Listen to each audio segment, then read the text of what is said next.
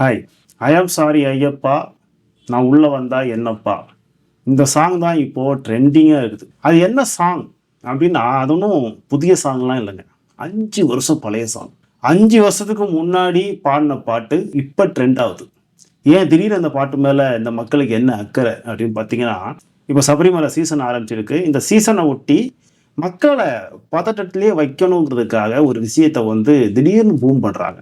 முக்கியமா இந்த மாரிதாஸ் மாரியான ஆட்கள்லாம் திடீர்னு ஒரு விஷயத்த பூம் பண்றாங்க. கொஞ்ச நாளைக்கு முன்னாடி கந்த சஷ்டி கவசம், கருப்பர் கூட்டம் அந்த பிரச்சனையெல்லாம் இதே மாரிதாஸ் தான் பூம் பண்ணி ஒரு பெருசா கொண்டு போறாங்க. இப்ப மறுபடியும் இந்த பாட்டு ட்ரெண்டிங். இந்த பாட்ட இதுக்கு முன்னாடி நான் கேட்டதே இல்லங்க. யாரு பாடுன பாட்டு? இசைவாணி எப்ப இந்த பாட்ட பாடுனாங்க? அப்படின்னு சொல்லிட்டு போய் YouTubeல செக் பண்ணும்போது தான் தெரியுது. 5 வருஷத்துக்கு முன்னாடி பாடியிருக்காங்க. 5 வருஷத்துக்கு முன்னாடியான காலகட்டம் என்னன்னு பார்த்தீங்கன்னா, அப்போ ஏற்கனவே இங்க ஒரு பிரச்சனை நடந்துச்சு. லேடீஸ்லாம் ஏன் சபரிமலைக்கு போகக்கூடாது? நாங்க போவோம். நாங்க விரதம் இருந்து இருமுடி கட்டி நாங்க போவோம் அப்படின்னு சொல்லி இங்கிருந்து சில பெண்கள் சபரிமலைக்கு போய் அங்க என்னதான் கேரளா அரசாங்கம் அவர்களுக்கு ஒத்துழைப்பு கொடுக்கிற மாதிரி பேசினாலும் அங்க போலீஸ்காரங்க அவங்களுக்கு சரியா ஒத்துழைப்பு கொடுக்காம அங்க இருக்கிற ஆட்கள் இந்த பெண்களை அடிக்க கொலை செய்யும் அளவுக்கு தாக்குதல் அங்க நடத்தப்பட்டு இந்த பெண்கள்லாம் பயந்து அங்கிருந்து ஓடி வந்த ஒரு காலகட்டம். இந்த நேரத்துல தான் இந்த பாட்டை இசைவாணி பாடியிருக்கிறாங்க. இசைவாணியோட எழுத்து தானா இது? இசைவாணி தான் இதை வெளியிட்டாங்களா அப்படின்னா அதை பத்தின தகவல்கள் சரியா தெரியல. நீலம் பண்பாட்டு மையம் வெளியிட்டா தகவல் சொல்றாங்க. இசைவாணி அந்த காலத்துல கேஷ்லெஸ் கலெக்டிவ் அந்த குரூப்ல ரொம்ப முக்கியமான ஒரு பாடகியா இருந்தாங்க. இந்த இசைவாணி யாருன்னு பாத்தீங்கன்னா, அவங்க வடசென்னையை சேர்ந்த ஒரு பாடகி, கானா பாடகி. அதுதான் ரொம்ப முக்கியமான விஷயம். கானா உலகில் கானா பாடல் பாடக்கூடிய ஆட்கள்ல பெண்கள் அப்படின்னு பாத்தீங்கன்னா ரொம்ப ரொம்ப ரொம்ப ரொம்ப குறைவான ஆட்கள் தான் இருக்கிறாங்க. அதுல இசைவாணி ரொம்ப முக்கியமான ஒரு நபர். அந்த மாதிரி ஒரு நபர் மேல இப்ப திட்டமிட்டு ஒரு அரசியல் தாக்குதல், ஒரு உளவியல் தாக்குதல் இங்க நடத்தப்படுது. இதுல சாமானிய மக்களுக்கும் ஒரே ஒரு சின்ன வருத்தம் என்ன அப்படின்னா, ஐயப்பன் தொடர்பான பாட்டை இந்த மாதிரி பாடிட்டு ஒரு நெகட்டிவா பாடிட்டு இந்த பக்கம் இசைவாணி இயேசுக்கான பாட்டை ரொம்ப பாசிட்டிவா பாடுறாங்க. அவங்க ஒரு கிறிஸ்தவ மதத்தை சார்ந்த ஒரு நபர், கிறிஸ்தவ மதத்துல இருந்துகிட்டு அவங்க ஏன் எங்க மதத்தை பின்பற்றுறாங்க அப்படிங்கிற மாதிரியான ஒரு கேள்விகள்லாம் வருது. நியாயமான கேள்விகள் தான்.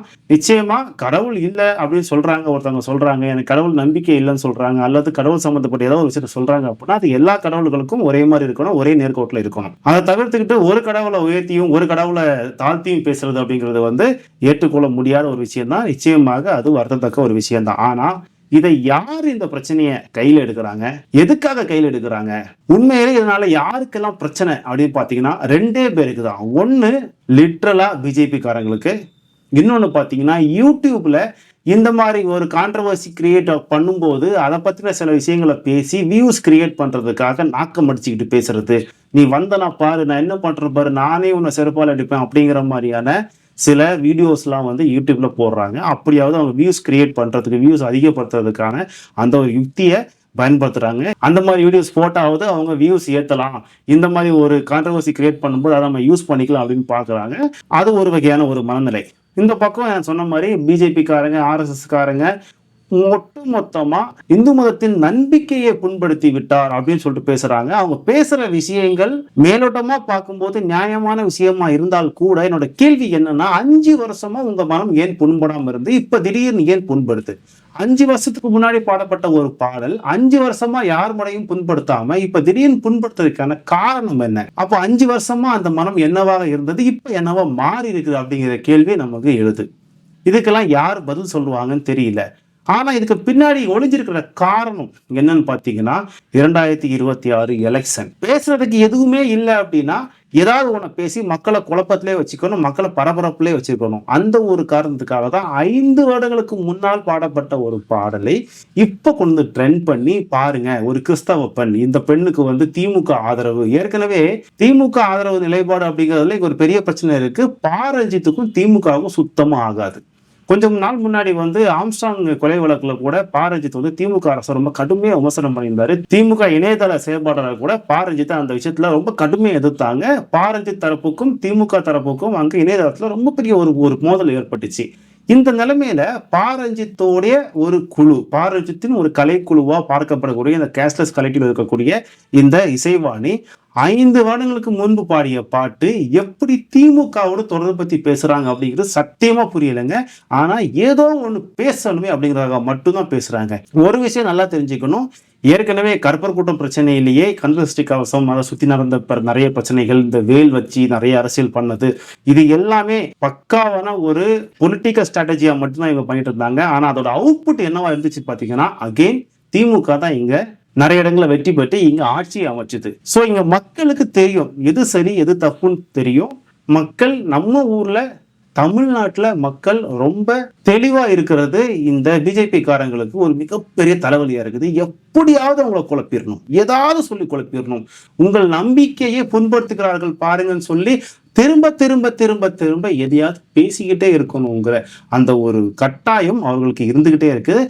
அதோட வெளிப்பாடு தான் 5 வருஷத்துக்கு முன்னாடி பாடின பாட்டு 5 வருஷமா புண்படுத்தப்படாத இந்த மனம் இப்போ புண்படுறது. ஸோ இந்த செலக்டிவ் புண்படல் அப்படிங்கிறது ரொம்ப மோசமான விஷயம். இது ஒரு சில நேரங்களில் மட்டும் ஒரு சில விஷயங்களுக்கு மட்டும்தான் புண்படும், அதுவும் தான் நினைக்கும் நேரத்தில் மட்டும் புண்படும் அப்படிங்கிற மாதிரியான ஒரு மோசமான விஷயம் இந்த செலக்டிவ் புண்படல். இதை மக்கள் தெளிவாக புரிஞ்சுக்கிட்டு தான் இருக்காங்க. அதனால எந்த பதட்டமும் நமக்கு தேவையில்லை. கற்பர் கூட்டம் விவகாரத்தில் 2 பேர் மேல குண்டாஸ் போடப்பட்டு இன்னும் 2 பேர் வந்து சிறையில் இருந்து அவ்வளோ பிரச்சனைகள் ஏற்பட்ட பிறகும் கூட இங்க பிஜேபியால ஒன்றும் செய்ய முடியல அப்படிங்கிறது நம்ம கண்கூடா பார்த்த ஒரு விஷயம். ஸோ இந்த இசைவாணி பிரச்சனையை இப்ப கிளப்புறதால அவங்களுக்கு பெருசா ஒன்றும் நடந்துராது அப்படிங்கிறத நான் திடமா நம்புறேன். ஆனா இன்னொரு விஷயம் என்ன அப்படின்னா, இங்க சில பேர் பெரியாரிய அம்பேத்கரிய மார்க்சிய செயல்பாட்டாளர்கள் சில பேர் என்ன சொல்றாங்க அப்படின்னா, இசைவாணிக்கு ஆதரவாக நாம் குரல் கொடுக்கணும், கண்டிப்பா கொடுக்கணும், வேணாம்னு சொல்லல. ஆனா அதை எப்படி கொடுக்க சொல்றாங்க அப்படின்னா, இந்த பாட்டை வந்து எல்லா மேடைகளையும் பாடுங்க, இந்த பாட்டை வந்து ரீல்ஸ் பண்றவங்க எல்லாம் இந்த பாட்டை ரீல்ஸ் பண்ணுங்க, இந்த பாட்டை சினிமா கலைஞர்கள்லாம் இந்த பாட்டை பாடுங்க அப்படின்னு சொல்றாங்க. இது நல்ல ஐடியாவா எனக்கு படல. என்னதான் பிஜேபிக்கு மக்கள் எதிராக இருந்தாலும், பிஜேபியோட ஐடியாலஜிக்கு மக்கள் எதிராக இருந்தாலும், பிஜேபி போடக்கூடிய அத்தனை பிளான்களையும் மக்கள் தெரிஞ்சுக்கிட்டு அதை உடைக்கிறதுக்கு தயாரா இருந்தாலும் கூட மக்களுக்குன்னு சில சென்டிமெண்ட்ஸ் இருக்கு. தான் வழங்குகிற கடவுளை வைத்து அரசியல் செய்யறத நம்ம மக்கள் சரியா கணிக்கிறாங்க, சரியா கண்டுபிடிக்கிறாங்க. அதே நேரத்துல அந்த கடவுளை பகடி செய்வது எல்லா நேரத்திலையும் வந்து இது சரியா வராது. இன்னைக்கு பிஜேபி கையில அந்த அஜெண்டா இருந்து அவங்க வந்து சின்ன சின்ன விஷயங்கள் எல்லாம் பெருசுபடுத்தி பெரிய ஒரு அரசியலாக்க முயற்சி பண்ணும்போது மக்கள் அதை சரியா புரிஞ்சுக்கிறாங்க, பிஜேபி அவாய்ட் பண்றாங்க. அதே நேரத்துல நம்ம செய்யற சில விஷயங்கள், பிஜேபி எதிரானவர்கள் இங்க இருக்கக்கூடியவங்க செய்யக்கூடிய ஏதாவது ஒரு விஷயங்கள் வந்து மக்களின் மனசை கொஞ்சம் காயப்படுத்தி பிஜேபிக்கு பதிலாக மக்கள் எதிர்த்து பேசக்கூடிய ஒரு சூழலை இங்க உருவாக்கிட்டோம் அப்படின்னா கண்டிப்பா உருவாகும். ஏன்னா எமோஷனலி எல்லாருக்கும் ஒரு வீக்னஸ் இங்க இருக்கு. ஸோ அந்த எமோஷனை வந்து நம்ம ஓவரா அட்டாக் பண்ணி எல்லாரும் அந்த பாட்டை வந்து நீங்க ரீல்ஸ் பண்ணுங்க, எல்லாரும் சினிமா கலைஞர்கள் எல்லாம் அந்த பாட்டை பாடுங்க, எல்லா மேடைகள்லையும் பாட்டை பாட வைங்க அப்படிங்கிறப்போ இரிட்டேட் ஆவாங்க மக்கள். நீங்க என்னமோ ஒன்று பண்ணுன, அது ஒரு எதிர்வினையா, ஏதோ ஒரு விஷயத்துக்கு எதிர்வினையா நீ பண்ணுன, இது அரசியல், இந்த அரசியலுக்கு எதிராக ஒரு அரசியல் கட்சி ஒரு அரசியல் பண்ணுது, நீங்க 2 பேரும் முட்டிக்கிட்டு சாவுங்க, ஏன் இந்த நடுத்தூர்ல கொண்டு வந்து எங்கள் கடவுள்களை ஏன் கேவலப்படுத்துறீங்க, அசிங்கப்படுத்துறீங்க அப்படிங்கிற ஒரு சின்ன விஷயம் இந்த மக்களுக்கு யோசிப்பதற்கு ரொம்ப நேரம் எடுக்காது. அதனால எதிர்வினை ஆற்றுறேன் அப்படிங்கிற பேர்ல முட்டாள்தனங்களை செய்யாம உங்களுடைய எதிரி யாரோ அந்த எதிரியை மட்டும் அடிக்கிற வழியை பாருங்க. சாமானியனுடைய வீக்னஸ்ல எடுத்து போய் நீ கையை வச்சீங்க அப்படின்னா நாளைக்கு அது உங்களுக்கு பேக் ஃபயர் ஆகிறதுக்கான வாய்ப்புகள் இருக்கு. உங்களுடைய எதிரி யாரு? அந்த சித்தாந்தம், ஆர்எஸ்எஸ், பிஜேபி, சங் பரிவார் சித்தாந்தம் அந்த எதிரி. உங்களுடைய பிரச்சனை என்ன? அவர்கள் எதை தூக்கி பிடிக்கிறாங்களோ அதை நீங்க எதிர்க்கணும். சரிதான், அதை நீங்க தாராளமா எதிருங்க, வேணாம்னு சொல்லல. ஆனா அந்த இடத்துல சரியான அளவுகோல் இருக்கணும். அந்த அளவுகோல் சாமானிய மக்களை, சாமானிய மனதை புண்படுத்த கூடாது. மானங்கட்ட மனசுகளை புண்படுத்துற பத்தி நான் இங்க பேசவே இல்லை. ஆனா மக்களின் மனம் இங்க நிஜமாவே ஒரு மனம் இருக்குது. அந்த மனதில் ஒரு வீக்னஸ் இருக்குது. அந்த வீக்னஸ்க்குள்ள நிறைய நம்பிக்கைகள் இருக்குது. அந்த நம்பிக்கைக்கு உள்ள போயிட்டு நீங்க தேவையில்லாத வேலைகளை பார்க்கும்போது அது உங்களுக்கு பேக் ஃபயர் ஆகிறதுக்கான வாய்ப்புகள் நிறைய இருக்கு. தயவு செய்து அந்த மாதிரியான யோசனைகளை உடனடியாக கைவிடுங்க. ஸோ இசைவாணி 5 வருஷத்துக்கு முன்னாடி பாடின பாட்டை இப்ப ட்ரெண்ட் பண்ணி எடுத்து இங்க அரசியலாக நினைக்கக்கூடிய எந்த பிஜேபி சங் பரிவார் கும்பல்களின் எண்ணமும் கண்டிப்பாக நிறைவேறாது. ஏன்னா தமிழ்நாட்டு மக்களுக்கு அது பத்தின புரிதல் இருக்கு, நல்லது கெட்டதை பிரிச்சு பார்க்கறதுக்கான பகுத்தறிவு இந்த மண்ணில் இருக்கு. அதனால பிஜேபி காரங்க எதிர்க்கிறேன், ஆர்எஸ்எஸ் காரனை எதிர்க்கிறேன் அப்படின்னு சொல்லிட்டு போயிட்டு மக்களை உங்கள் முன்னால் நிறுத்தி பார்த்து விடாதீர்கள் அப்படிங்கிற ஒரே ஒரு கோரிக்கையை மட்டும்தான் இந்த வீடியோ மூலமாக நான் வைக்கிறேன். நாளைக்கு இன்னொரு வீடியோ சந்திப்போம். நன்றி.